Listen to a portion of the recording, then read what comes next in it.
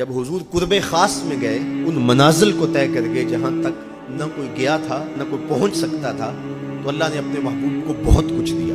محبوب کی جھولی میں بہت کچھ ڈالا اور ڈال کر کے کہا اے محبوب یہ تو میں نے خود دیا ہے، اب تو اپنی چاہت بھی بتا، تیری چاہت کیا ہے۔ یہ مہمان نوازی کے تقاضے ہوتے ہیں نا کہ سب کچھ پیش کرنے کے بعد میں میزبان کہتا ہے آپ کی کوئی پسند، تو سب کچھ دینے کے باوجود پیارے بتائیے آپ کو کیا دیا جائے۔ اب پھر حضور کی ڈیمانڈ دیکھیے، حضور نے مانگا کیا؟ الو زر مانگا، دولت مانگی، یہ تو قدموں میں رلتے تھے، حضور آنکھ اٹھا کے نہیں دیکھتے تھے، تو پھر مانگا کہا اے اللہ ساری زندگی میں کہتا رہا کہ تو میرا رب ہے، یہ میں نے غاروں میں بھی کہا، طائف کے بازاروں میں بھی کہا، مکے کی گلیوں میں بھی کہا، برستے پتھروں کے سائے میں بھی کہا، میرے سر انور پہ اوجری ڈالی جاتی رہی، میں نے سر نہیں اٹھایا اور کہا کہ تو میرا رب ہے، ساری زندگی میں نے کہا کہ تو میرا رب ہے، آج تو بھی تو کہہ دے کہ تو میرا بندہ ہے، مجھے عبد کہہ کے پکار دے۔ ملا جیون علیہ رحمہ فرماتے، امام راضی بھی لکھتے ہیں یہ حضور کا پسند فرمودہ ہے، اور پھر عبدیت کا بندے کی طرف سے جو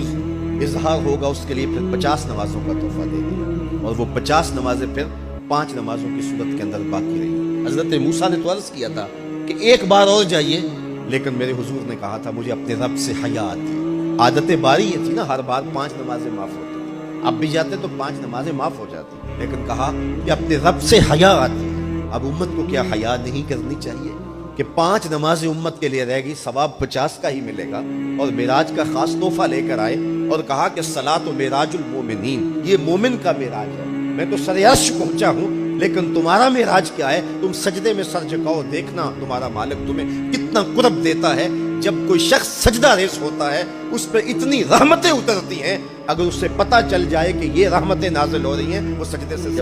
قرب خاص